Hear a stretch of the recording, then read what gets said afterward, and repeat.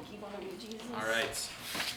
So last week we talked about the creation. This week we are going from everything was good to evil entering the world. Slithery.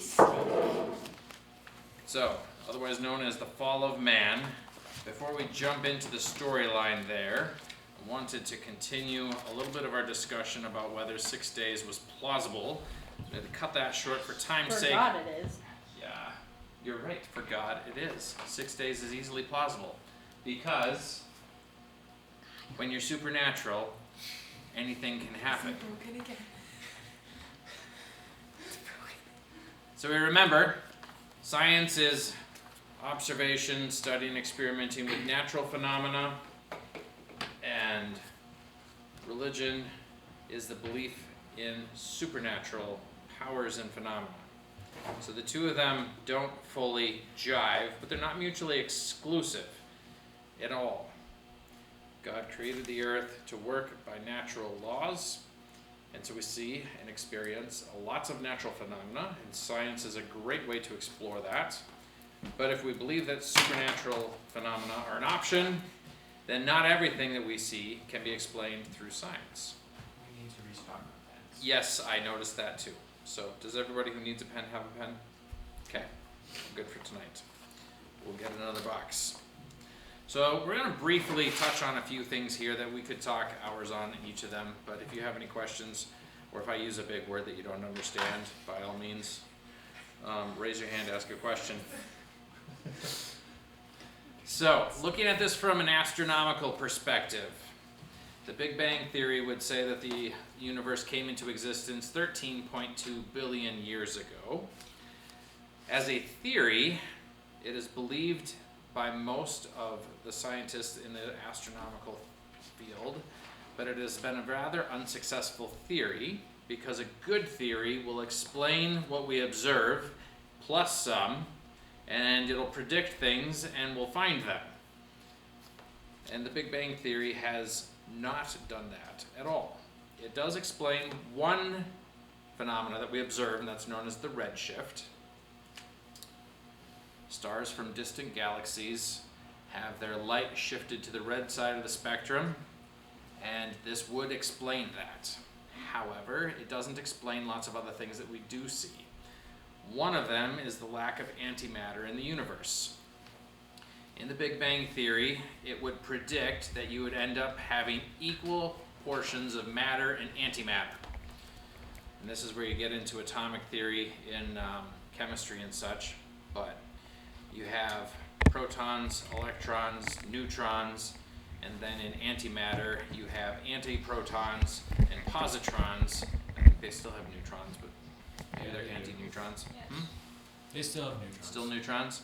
Anyway, the thing that happens is when you get matter and antimatter together, they annihilate each other and you are left with pure energy. And what should have happened after the Big Bang is all the matter and antimatter eventually touches each other and annihilates itself, and there's just energy left. If we observe the universe today, though, we can't find any antimatter hardly anywhere unless we create it in a particle accelerator. But we can see that the universe is full of matter everywhere. And so one of the things that you have to believe happened without any scientific explanation with the Big Bang Theory is that somehow, even though it should have created equal portions of matter and antimatter, for some unknown, unexplained reason, it created a bias towards matter, so that all the antimatter obliterates itself and a little bit of matter is left over, and that's what we have in the observed universe today. There's no explanation for it. It doesn't work in the theory. It is the theory of baryogenesis, which is one of those big scientific words. Just the idea that matter ended up being a little bit more prevalent, and so it stuck around. Another thing that is predicted through the Big Bang Theory is that you would have dark energy and dark matter. And if you read science journals and magazines and articles, you'll hear dark matter and dark energy referred to quite regularly. The fact of the matter is, though, is nobody has observed them directly or indirectly yet. They're still only theoretically in existence, even though people have been hunting for them for 50 or 60 years, I think. Is us along. Somebody noticed the problem and then theorized that dark matter and dark energy would be there, and so then they started hunting for it because the model predicts it would be there. They still haven't found it. Yep. And U2's song came out. And it all started with a big bang. Yep. Now, one of the other things that is also being discovered, and this actually holds true with the James Webb Space Telescope that just got launched into outer space and is cranking out really cool imagery. Has anybody heard of the James Webb? It keeps confounding all the cosmological models, and the articles that come out very tastefully say, we can't explain why we're seeing what we're seeing with the James Webb Telescope because our theory says it shouldn't be that way. Over and over and over and over again. Yes? It's a theory and not a law. Yes, thus it's a theory, and it's a theory that is proving to probably not actually be accurate, and physicists are realizing that and looking for alternatives. And they may come up with an alternative, but it's a theory that's not working out as well as other theories. Theory of relativity has worked out much better, as predictive very accurately, and atomic theory is working out much better. Plate tectonic theory is holding true and working out much better. So there's very scientific theories that work really well.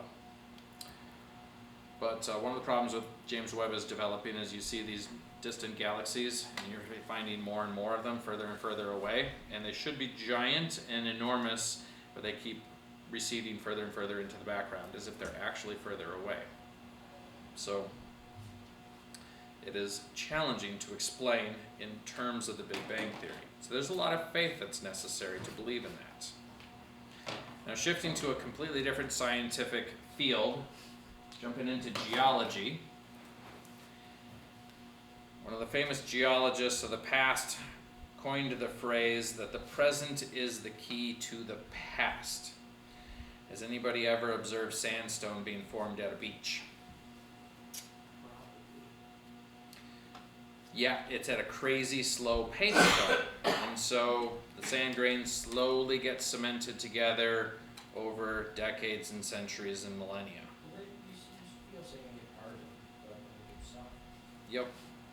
So that was one of his principles, is that if we observe it happening today, then we can figure out the rate at which it takes place. And so then if we find a 100-foot thick slab of rock, we can calculate how long it would take to form that slab of rock.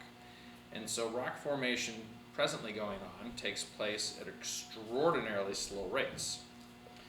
And they assume that those rates are constant, extrapolating back into the past. And so then when you look at a big column of rocks, and you can go over to the Mississippi River Valley and see some of the bluffs, and you got rock layer after rock layer after rock layer.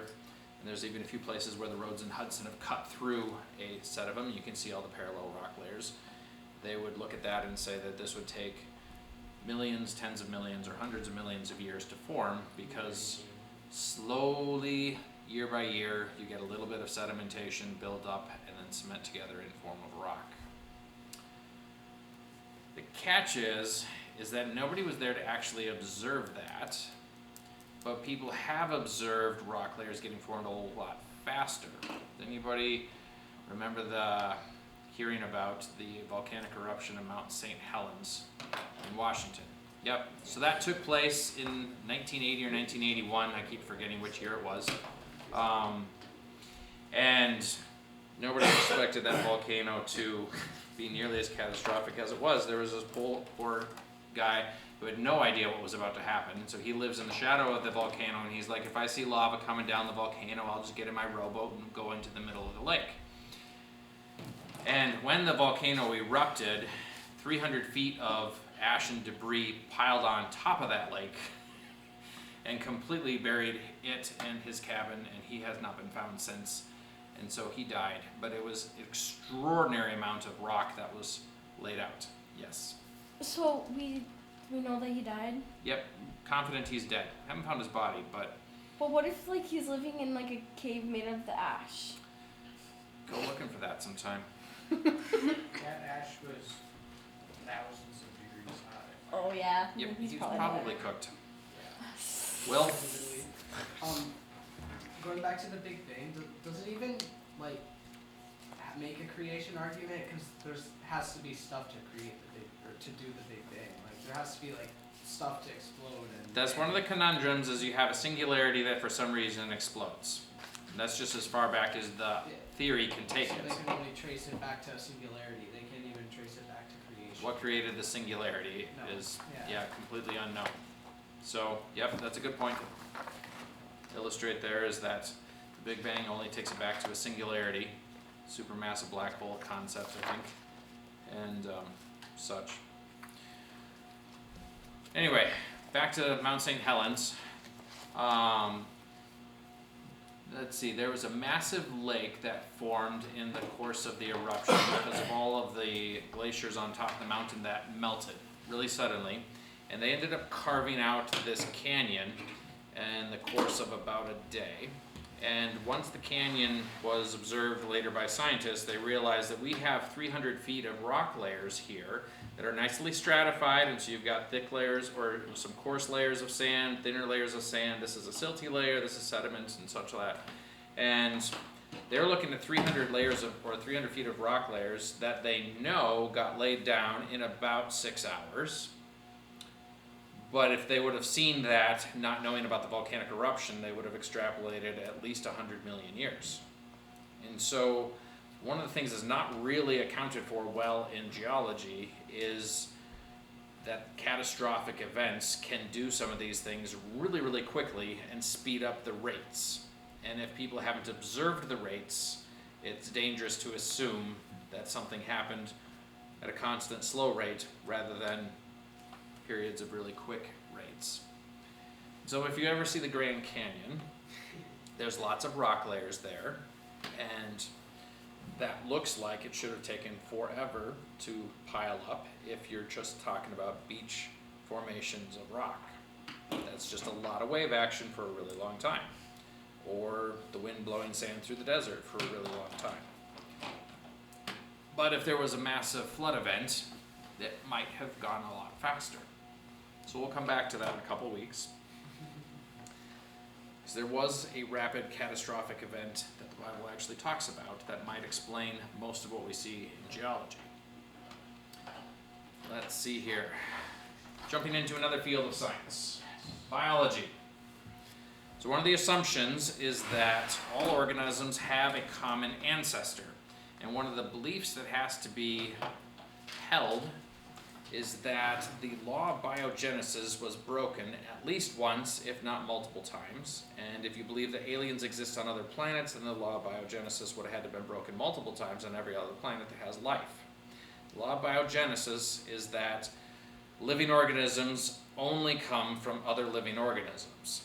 And that was a huge realization in the field of biology because they used to think that flies just came out of thin air, ethers, and things of that nature. We just learned about that in biology. Did you? Okay. Yes. Yes. And it took a scientist to do an experiment and empirically demonstrate that no, flies don't just originate out of thin air. They actually come from maggots, which come from other flies that lay eggs somewhere. And that was a huge revelation because there was all kinds of belief before that, that all kinds of life forms just spontaneously originated out of nothing. And it's been observed that that does not actually happen.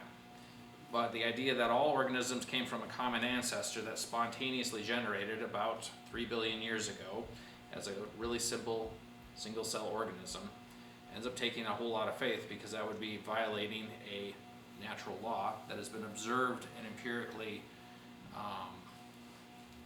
substantiated over and over and over again countless times. So then you end up with two different concepts of what divergence actually takes place in evolution. And so you remember last week we talked about how there were created kinds. And so within the elephant kind, you have African elephants, you have Asian elephants, you can hybridize them and then you get a hybrid African-Asian cross. And people are theorizing that we can maybe pull the genetics out of a woolly mammoth remains in the frozen tundra of Siberia, implant that into an African elephant, and maybe we can resurrect a woolly mammoth.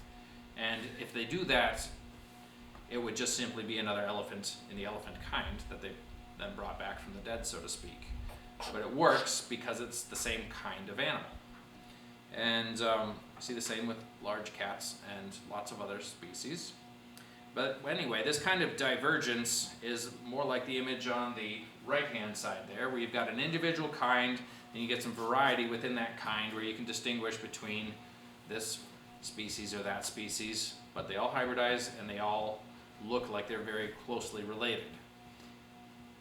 That is in contrast to the idea that everything descended from one single cell organism, where you have to go back, and so then at some point in time there was a common ancestor for all the reptiles and all the birds, and then there was another common ancestor that included all of the mammals, and there's going back further, you have a common ancestor that is the ancestor of all animal life and all plant life and all fungus life, and it's violating the observed evolution that we see, or the observed variety that comes within a kind, but you don't see a kind shifting into a completely different kind. Make sense? All right. Let's see. So, beliefs that would have to be taken in science, so to speak, as it's presented many times, is that the law of biogenesis was broken at least once. You have to believe that nothing supernatural has ever happened. You have to believe that the Big Bang generated an unequal amount of matter and antimatter for there to be a universe to actually exist and be observed today.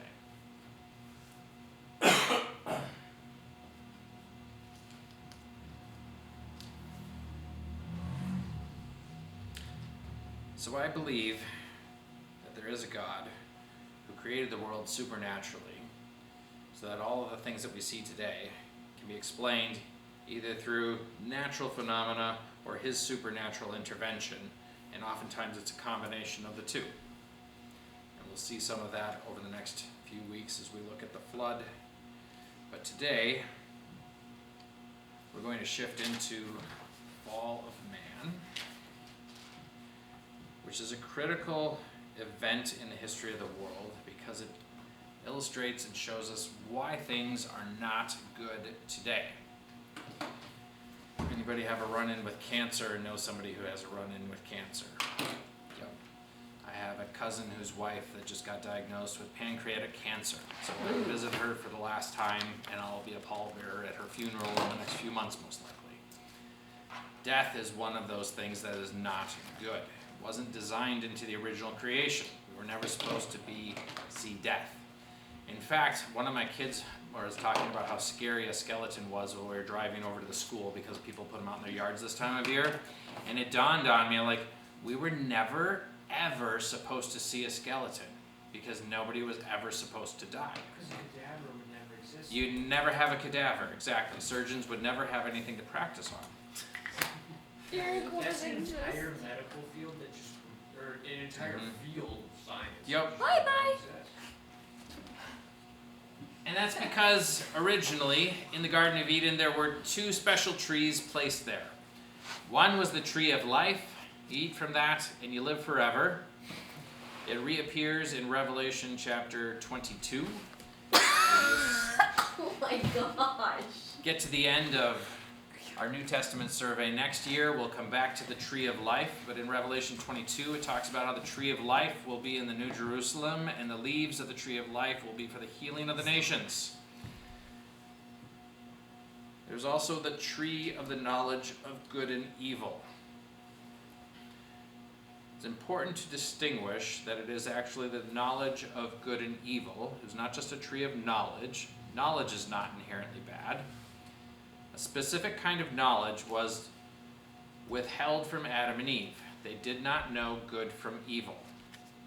They had to rely on God to know what was good and what was not good. Yep, so you'd eternally be dependent on that. So God warns Adam not to eat from the tree of the knowledge of good and evil. And then in the very next chapter, and this was probably just 4 days after they were created, based on the timing of the Day of Atonement, Eve gets deceived by the serpent. And I can't explain a talking serpent that Eve is able to interact with. It also wouldn't have had light, or it would have had legs. Legs or wings. Yeah. some way of getting around. Maybe it was a skink. Yep. Yeah, the serpent had some way of getting around that wasn't crawling on the ground. And I oftentimes think of legs, but it is also possible that it had wings. I do I've not seen want it to think rendered of that way like too. that with legs. Like I know that like Flying I know snakes. that most of you are thinking like probably a lizard, but I'm thinking like like a snake that it's like it's very difficult to explain, but it creeps me out. So Eve gets deceived, but her husband Adam is given the apple, or not the apple, the fruit. Wasn't an apple. Apples are just fine. He's given a fruit. He eats it willfully, knowing what he's doing. And this brings them the knowledge of good and evil. Their eyes are opened. They suddenly feel lots of shame. They realize that they're standing there without any clothes on, and they feel ashamed of that. And so they try to sew fig leaves on themselves to cover the shame. And then all of a sudden God comes and has a conversation with them. And then we have some curses meted out. The first one is to the serpent, which then has to eat dust, and it moves around on its belly, and it will live in enmity with the woman's offspring. Enmity being a perpetual conflict and adversarial relationship. Which is continued. Yes. So that may be why people in particular don't like snakes. My grandma George had an awful relationship with snakes, and snakes always hoped that they were not discovered by her. But they lived in her garden, and quite regularly she would happen across one. And she had a hoe in her hand, and the snakes didn't survive the hoe most of the time. I hate snakes. Whenever I'm Yep. on the lawn and I like see one, I just run right over it. Yes. Oh my goodness, I God's can't creation, see- guys. I can't stand snakes. Yeah. They freak me out. So the other option is that she would scream and the dogs would hear and they would know there's a snake, and they would come over and grab the snake, and they would spin in circles until pieces of snake were flying off in 360 What? degrees. Yes. Guys. Yes, dogs are brutal. They knew they had to come to Grandma's rescue, save her from the snake. I showed my mom a video of a snake we caught, and she screamed and ran around the house. Yes. I don't know why you guys hate snakes. I like Remember them. all the rodents that snakes eat. That's not fair. You got magic powers. Would you I'd rather rather have? have mice than snakes. You don't want an infestation of mice in your home, trust me. Nope. I already have my siblings. Your stuff. Pretty big infestation, if you ask me. All right. They're pet mice, yes, when they're. So the woman in is the crap all next over your house, subject you of don't want curse. your house that A woman is cursed in that she shall endure pain in childbirth. Have you witnessed that, Sarah? A little bit. A little bit, yep. Just a tad. My wife, They're very good at coping with it. yeah, my wife gave birth to 5 with minimal to no painkillers. And the 6th time, she's like, I'm getting an epidural because I thought I was done with 5. I'm not enduring that again. Interesting thing, it is unique to humankind amongst all the critters on the earth that it's extremely painful for childbirth. Other critters go through childbirth and it does not seem to be nearly as painful. And that is something that is a puzzlement amongst scientists because they don't know why it would be more painful for humans, and it's not for apes and it's not for elephants or cattle or sheep. Not that it isn't painful at all, but it's not nearly as excruciatingly painful as it seems to be for humans. Thanks, Eve. Yes. Gosh, gotta ruin everything, bro. Painkillers. They're an option. Opioids. Yes. Maybe Now- listening to God? The other part of this curse, though, is because she was deceived, she is then subject to her husband and ruled by her husband. And that's a complex theology that I don't want to go into here tonight. But that is one of the features of the curse. Now, it doesn't stop there. Whoa. The man is cursed, and this is the worst part because he willfully did this. Like, he didn't have to. He knew what he was doing. He could have skipped out on it. There was a brief moment in time where Eve had eaten and Adam had not, and he could have chosen not to, but he saw she had something he didn't, and he went ahead anyway. Oh. The alternative That's interesting. histories are just painful to even think about. As But either extreme devotion to your wife, No, it's just Envy. jealousy. envy. envy. One of the two. Right. Probably. Regardless if it's entirely stupid. Yes. Yeah. All right. Quiet in the peanut gallery. So, because the man eats of the tree, the ground is cursed, and thorns and thistles spring forth from plants. And this is an interesting thing because it sounds like this would be a evolution of plant life going on here that's written right into the scripture. And in one sense it is, but thorns and thistles are not new, they're actually a genetic failure. So if you have a thorn, it was supposed to be a branch, a stem growing off. But something happened genetically, so it doesn't grow as a branch and it grows as a thorn. There's a short circuit in the gene and it changes the way it grows. And a thistle is another modified leaf is what they technically call it, because it should become a leaf, but it does not grow into a leaf, it grows into a pokey thistle. So those are actually genetically different. There's one's a modified stem, the other one's a modified leaf. And that is a result of the curse. I love learning Raspberries those used to be things easier to harvest. Oh. No kidding. It then says that there will be hard work in order to eat. Weeds are going to grow up, and he's going to return to dust. You remember that Adam was created out of the dust. It was said here that he was going to die and return to the dust. What's so bad about returning to dust? You're dead. I guess, but It was God explaining death to him. How do you explain death to somebody who's never seen death, nothing has died? Like, this is Adam getting his first lesson.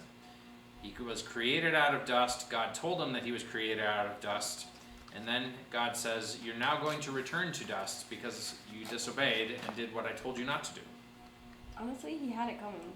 Yes, he did have it coming. Go God. Extreme lesson too. It is an extreme lesson.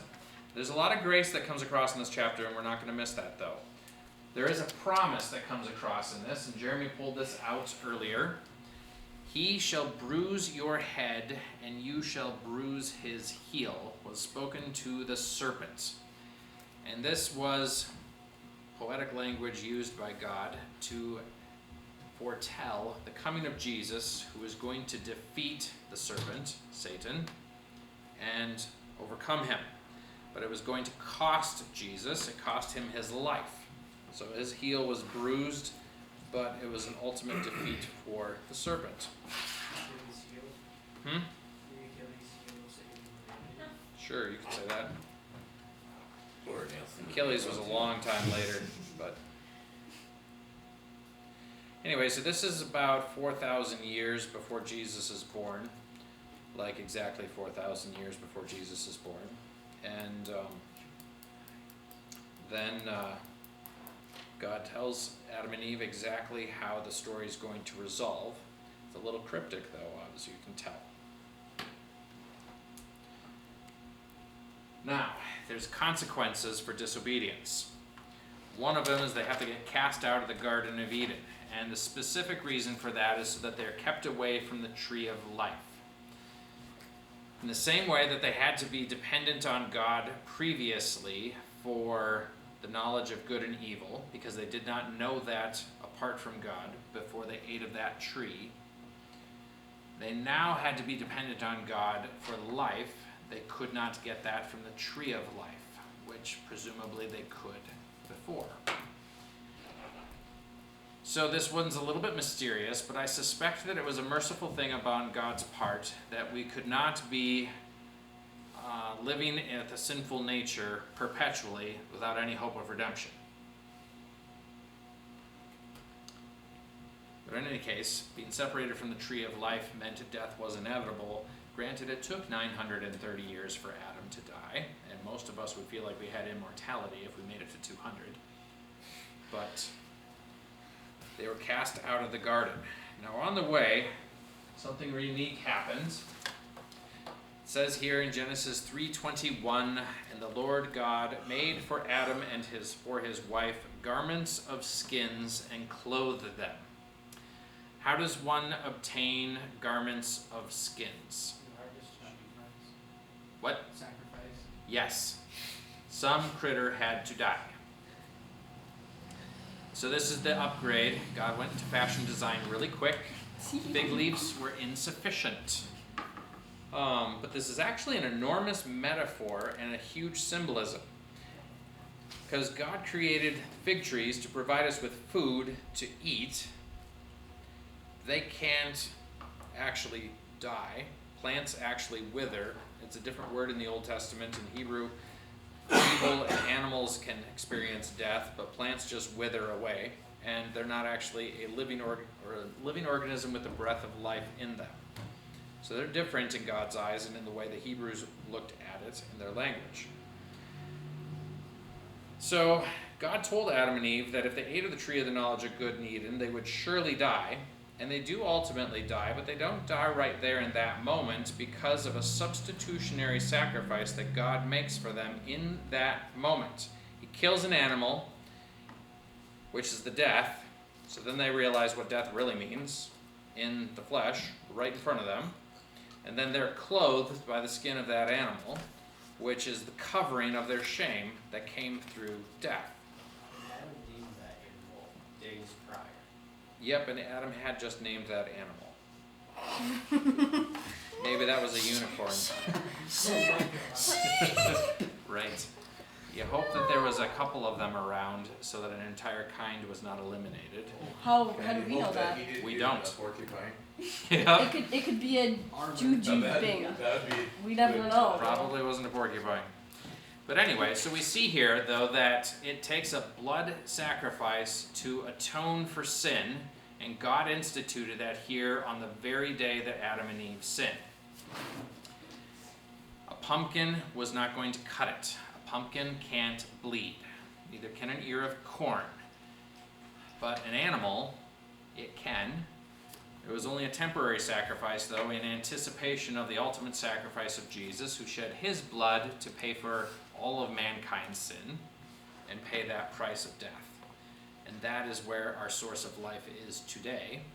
We're still subject to death here on earth, but we have the hope of the resurrection because Jesus didn't stay dead. He was only dead for a little while, and then he rose back to life, demonstrating his power over death. So Adam and Eve are banished outside of the Garden of Eden. They start having sons and daughters.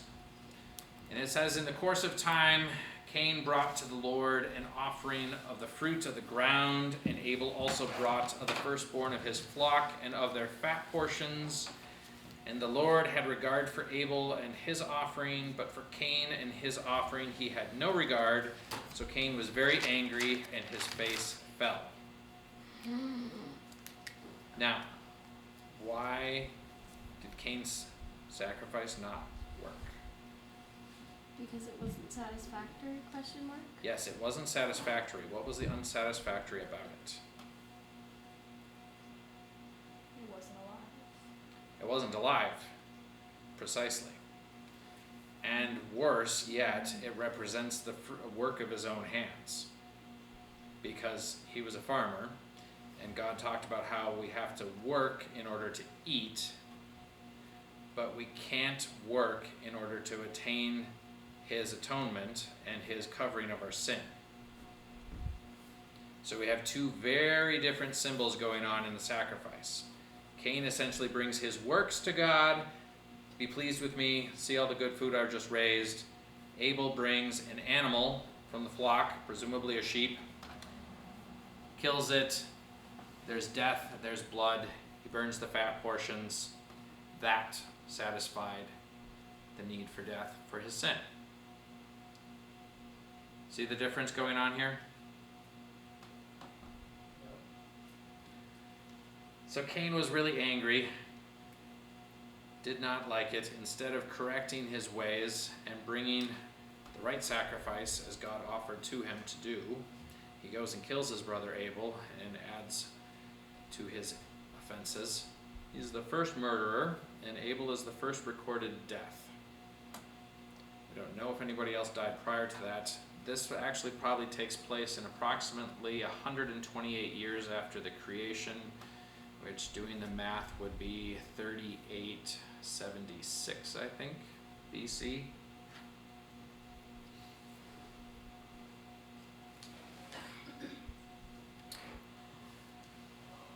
Then the second question I would bring forth to you, though, is why are Cain and Abel even bringing a sacrifice?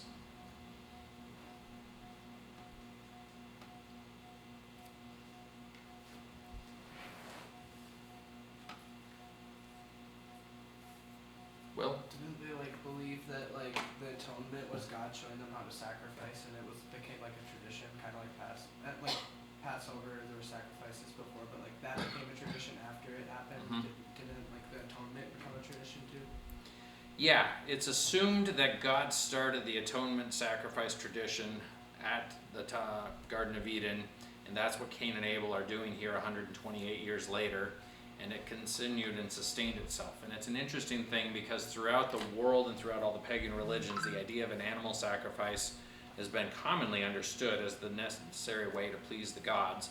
Sometimes it got perverted into human sacrifice, and obviously animal sacrifice is not necessary today because Jesus was our sacrifice once and for all. But animal sacrifice was a kind of constant thing throughout lots of different pagan religions. So one of the assumptions that we weave in here, and it's not entirely clear, but it makes plenty of good sense, is that this sacrifice is the atonement sacrifice that is then described in greater detail later in Leviticus chapter 16. In which book of the Bible is Leviticus? It's number Trace. 3. Yes, it's the third book. So this only comes a little bit later, but this is actually 2,500 years later. And that was instituted on the 10th day of the 7th month, but God had changed the Hebrew calendar so that the beginning of their year was at the spring equinox and not the fall equinox. And so the 10th day of the 7th month actually lands at 10 days after the creation. And so that is why I believe that the fall of man happened just 10 days after the beginning of creation, 4 days after Adam and Eve were created. It's crazy early, really fast. But there isn't a lot of passage of time that is insinuated in the passage. It could be a different day. This is the foundation of that belief that I have. In the Day of Atonement, there was 2 goats that were offered. One was the scapegoat. They would lay hands on the scapegoat and send it off into the wilderness. That would carry away the sins of the people. And then the other one was killed and sacrificed as a sin offering. And that was how they would atone for the sins of all the people. But like I pointed out with Cain and Abel, and with Adam and Eve at the garden, it seems like this is a type of sacrifice that goes back much further than all the other sacrifices that are instituted in the book of Leviticus. Like the Passover sacrifice that you mentioned. That was a unique one, and that one was definitely foretelling the coming of Jesus, but this one goes back a little further, we think.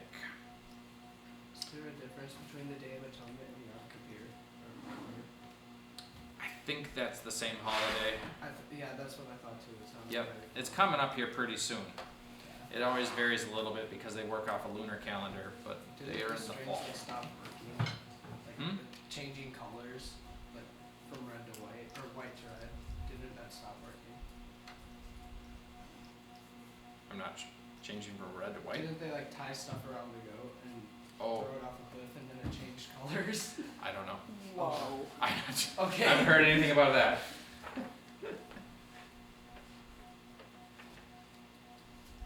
That's funny. All right, here's another handout. This is your first genealogy. There's a lot of them coming.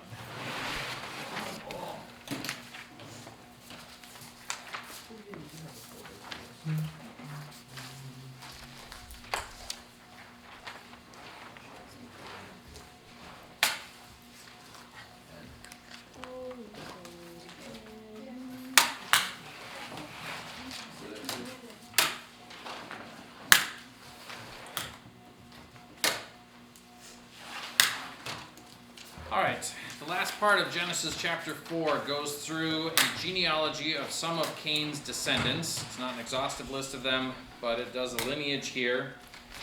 And it's a little bit of mystery of why they actually included this, but one of the things that we'll point out here is how intelligent mankind was from the beginning. The idea that people were brutish and idiots like in the Stone Age and cavemen is not proven to be accurate throughout time. That is a misconception. So just 7 generations after Adam and Eve, and Adam and Eve are actually still probably alive. Lamech is a guy, he has 2 wives, and he has 3 sons and a daughter that are named. Jabal becomes the father of nomadic herders. So they have an upgrade. Don't keep livestock in one place, start moving them around and have multiple pasture grounds, raise them in lots of different places. I said bison. Maybe bison, don't know.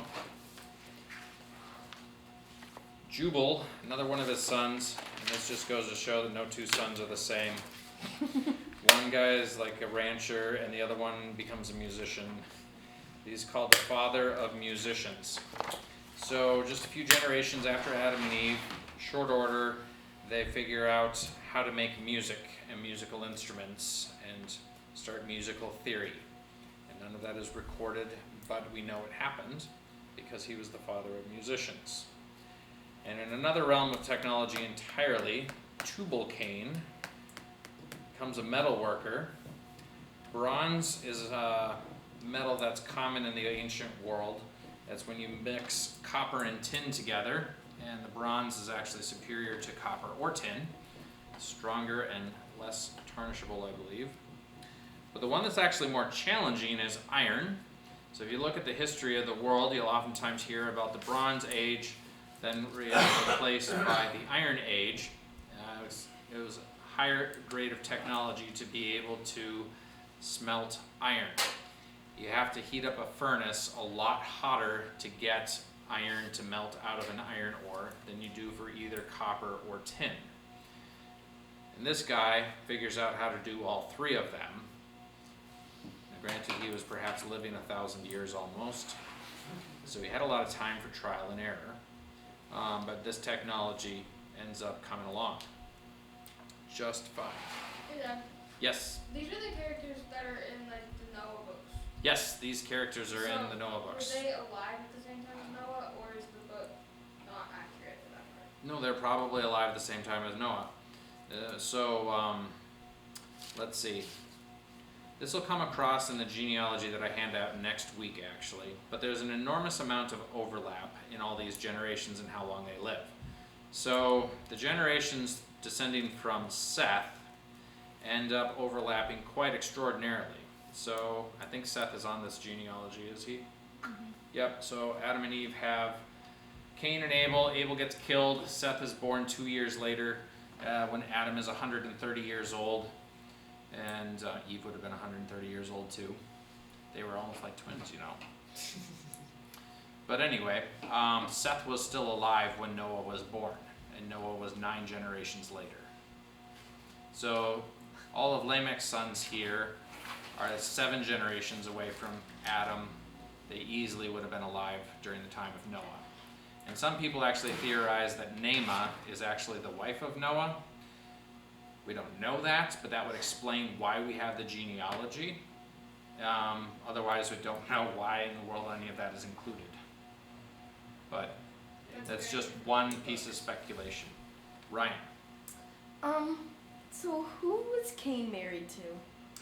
Yes, excellent question.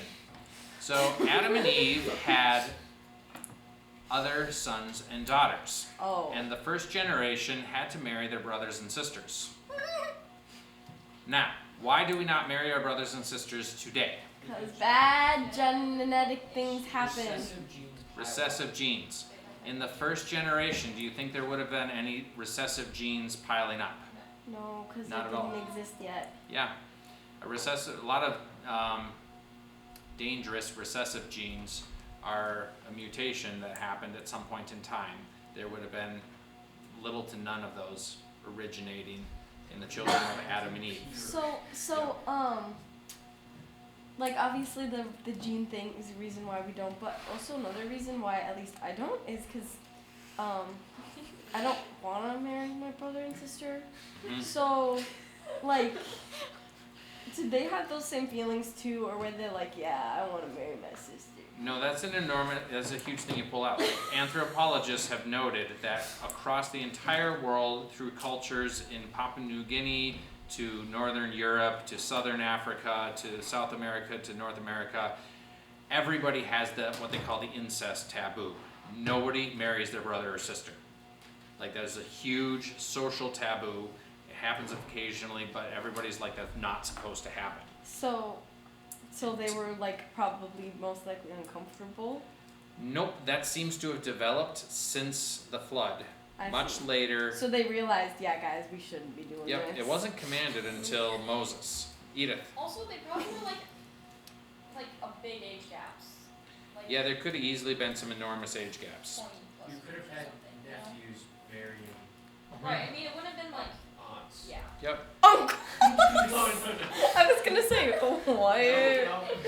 Well, think about this though here. I mean, because like Adam and Eve, they have sons and daughters. Then the first 20, 30 years of their life, those sons and daughters get married. They have children. So by the time Seth is born, he could have been marrying his cousin thrice removed. Like, Okay, well that's not as bad as marrying. yep, that would have been an option because like tons people, of generations. like people in the Civil War era Mhm. did that. So. Yeah. And I actually did a mathematical calculation in my head once when I couldn't fall asleep one night to figure out What? Ariana, to what is figure out wrong how with many you? people were potentially on the earth when Cain killed Abel. And 128 years after the creation, it is possible that there were well over 100,000 people alive. Oh wow. Ooh, they, Yep. Wait. That's assuming a very aggressive reproductive rate. And that I didn't make any mistakes in my math in my head at 11:30. But it could have been a very sizable population. so did it take? Did it take 9 months? So I did they would- just keep like yes. popping out kids? Yep. Yeah, you could have a kid every year or two easily. Well, and who knows what the human gestation was How back did then. they? Should have still been 9 months. I don't know of any reason why that would have changed. So Because it's lengthened over time. Has it? Okay. Wait, I really? did not know that Very at the time. slowly, but Okay. Maybe it was 8 months. How much by did about it used to 2 be? weeks. Okay. But enough that they're considering changing Mhm. how we calculate due dates. Interesting. So you wonder, like, if this we- joke scared people me. say you can have a baby every 6 months. That would That could change speed things up a bit. I don't Mhm. wanna. And then if people are living that much longer, I mean, yeah, I don't know. Yeah. Like Noah and his wife, Noah was like in his 500s when he has the 3 sons that go through the ark with him in the flood. And so people were able to bear children for ridiculously long periods of time, and the size of the population in the pre-flood world could have been astronomical and rival the population of the earth today. Whoa, And then they all die. guys, they were. And it also may not have, because it did not have the same political organization that we have today that sustains the kind of population densities we see. So I can't say that the population was huge. We do know that the earth was filled with violence, and so there was a lot of people dying. Could have been like medieval era type population. It could have even been less than that. What's a medieval era of like population? Like lots or very So- little. Like, It was pretty low. yeah, pretty low. Like, Maybe it was like everybody died. The Dark Ages. yeah. Yeah. Well, the mortality too. from Yeah, slavery in is war. so insane. And the fact that they had no sense of hygiene whatsoever. Like, guys, how about we dump our feces in the street? Oh my gosh, guys. This is actually such a good Oh, we're not idea. supposed to do that? Sorry, Johnny, I didn't mean to. So, You know, if they I had had some read cabbage last the law of night. Moses, they would have known that was a bad idea. So that is why we're going through our Bibles in this class, so that we know that you don't dump your poop out in the street. Okay? you learn something new. I know. Change my working plans. Sanitary sanitation was covered in the law of Moses. All right. Good discussion. Any further questions before we wrap up for the night? All right. Can a pumpkin die for your sins? No. No. Jesus can. Unless it Jesus turns into did. a mouse. Jesus did, yeah. Unless the pumpkin turns into a mouse. What? Wait, I thought. Cinderella? Cinderella. Yeah, I thought the mice were something else in there. Whatever. No, Yeah. the mice were the little footmen. So I became a footman now. Yeah. A pumpkin can be turned into something amazing. All right, that'll wrap it up for Oh tonight. my goodness. I've been We'll see sitting you like that next for